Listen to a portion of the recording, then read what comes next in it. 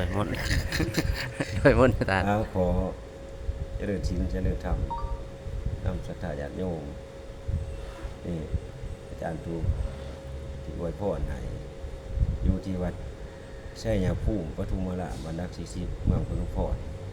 ขอให้เจ้าภาษาวัดไชัยภูมิปทุมราชบรรดักศิสิ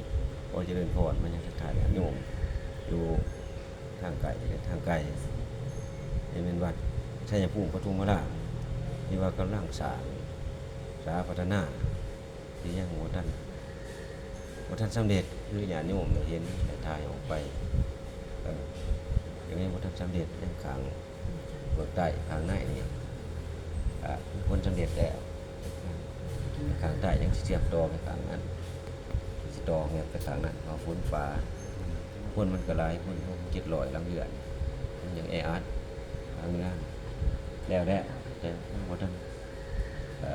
ตกแต่งลวดลายระบายสีฉะนั้นญาโน้ยยังสิตอบ